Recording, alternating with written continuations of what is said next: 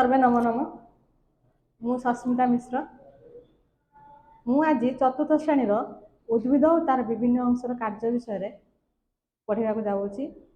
मु आज किसी उद्भिदर चेर विषय कहवाक जी। फास्ट आम जाना उद्भिद कहले कौन बुझ। उद्भिद कहले आम नॉर्मली बुझु गछ गछ तथा गछ विभिन्न प्रकार अच्छी तथा तृण जातीय गुल्म जातीय बुदा जातीय। मुझे किसी भी चित्र करके देखी गोटे है तृण गोटे लता गोटे बुदाड़िया आ गोटे बड़ बड़ गछ ये सब है आम उद्भिद श्रेणी। आम उद्भिद पाखु विभिन्न प्रकार जिनस पाई तथा खाद्य वस्त्र बासगृह। तुम मैंने कह गुरुमा आम तो खाद्य बासगृह पाच वस्त्र केमी पाचु उद्भिद कौन आमको वस्त्र तैयारी करके दौर ना।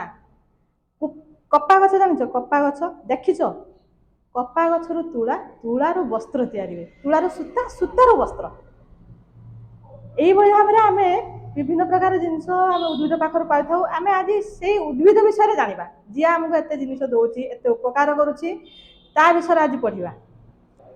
मु तुम विषयटा सहज हाँपाई तुम मान गोटे गछ आनी देख ये गछटा को भल भाव देख गचर विभिन्न अंश विषय तुम जानी यहाँ है तार डाल बा कांड यहाँ तार पत्र यहाँ तार चेर तुम चेर देखीच केत देखी ना यहाँ माटी तले थाए से तुम देखिपारनी गछटा उपाड़ी आने जान माटी तले थाए आर काम बहुत इसका माटी तले थाए कि यार काम बहुत काम कौन कहल ये गछटा को बंचे थाए केमिति ये माटी तल माटी रे रही माटी को जाबुड़ी धरी रखी थाए।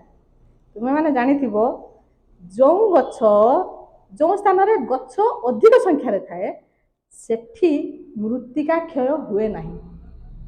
तुमने कह कहीं गुरुमा मृत्तिका कहीं क्षय हेनी ये से माटी को जाबुड़ी धरी थाए जिते जोर वर्षा हेले भी से माटीटा को धोइबा को दिए ना। आर आहरी काम अच्छे ये माटी तलू जल मैंने खनिज लवण मिशा जल माटी तलू से शोषण करें शोषण करिकी से तार कांड माध्यम गचर विभिन्न अंश को पठे थाए कांड माध्यम पठेला सी कांड माध्यम पत्र को गला पुणी पत्र तार सब अंश को जाकि पहुँचला। तेणु ये केते बड़ काम करुच्ची देख माटी तले रोची किंतु गछटा को पूरा बंचे रोचे। तुम्हें गछटा को उपाड़ी आनी सारापर से देखिए से गछ बंचब कि बंचबनी गछटा सीना जल खाद्य से जोगेले से बंचब केमती बंचब। अच्छा आमे एटा को एई जिनसटा सत कि मिछ आमे गोटे परीक्षा माध्यम करवा केमिति कहल गोटे गछ नबा हरगौरा गछ कहीं नबा अन्य गछ कहीं न नबा हरगौरा गछ एइथिबाई नबा नेले तार जो सेल वाल इंग्लिश जेटा कहती सेल वाल तुम्हें हाई स्टडी कले जान से सेल वालटा ट्रांसपेरेंट थाए माने बाहर भीतर जिनटा बाहर से देखे पार अन्य कौन गचर से हम ना।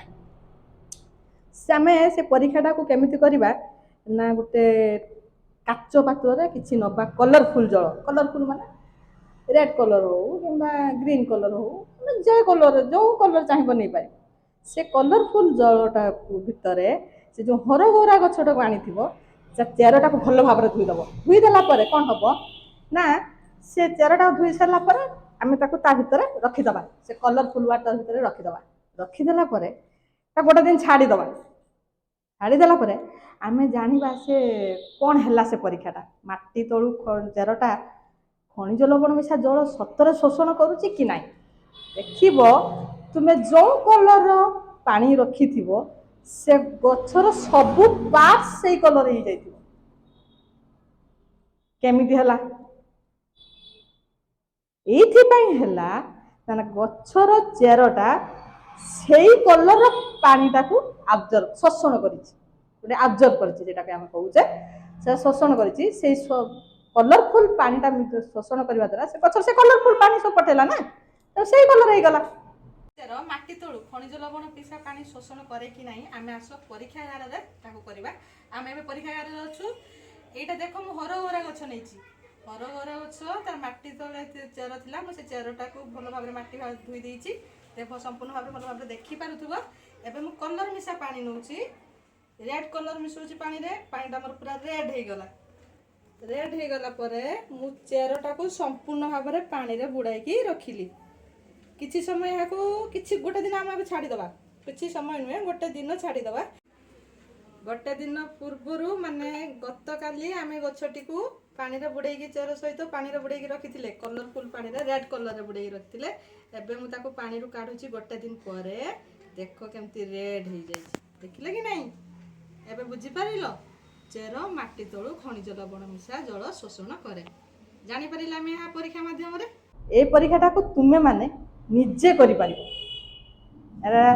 घरे करिकी परीक्षा करिकी मते नेक्स्ट क्लास रे कहबो सत्य कि मिछ।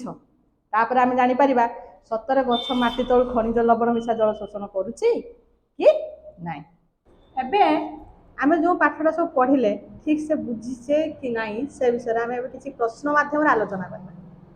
प्रथम प्रश्न देइछि गछर डैश माटी को जाबुडी धरी रखि थाए, कोन हबो कहलो? किए माटी को जाबुडी धरी रखि थाए? गछर चेर। द्वितीय प्रश्न हला गछर डैश मृत्तिका क्षय हेबाकू दिए नाही। किए मृत्तिका क्षय हेबाकू दिए नाही? जो स्थान रे गछ अधिक संख्यार थाए से स्थान रे मृत्तिका क्षय हुए नाही। ता माने के गछर चेर, एटी कोन हबो? चेर। नंबर 3 गछर डैश माटी तळु खनिज लवण मिशा जल शोषण करि थाए। के एबे कहि जाइतिली गछर चेर। गछर चेर माटी तळु खनिज लवण मिशा जल शोषण करि थाए। आ गोटे प्रश्नर उत्तर आमे आलोचना करिबा। प्रश्न है गछर चेरर कार्य कौन? अच्छा मुई कौन कौन सब कहिकी जाइतिली। प्रथम पॉइंट हम गछर चेर माटी को जाबुड़ी धरी रखि थाए। आ गोटे सेकेंड पॉइंट हम गछर चेर द्वारा मृत्तिका क्षय हुए ना। जो स्थान अधिक गछ थी से स्थान से चेरटा माटी को बहुत परिमाण जाबुड़ी धरी थाए। तेणु जिते जोरे वर्षा होना कहीं से स्थान में मृत्तिका क्षय हेब ना। आउ गोटे पॉइंट है गछर चेर माटी तळु खनिज लवण शोषण करी कांड माध्यम गछर विभिन्न अंश को पठाई थाए। आउरी गोटे पॉइंट अच्छी आम किसी गछर चेर खाद्य माध्यम ग्रहण करिथाउ। सेटा तुम मान काम है कमेंट माध्यम जनइब जे कौन गछर चेर को आम खाद्य माध्यम ग्रहण कर। आज एतिक रहा।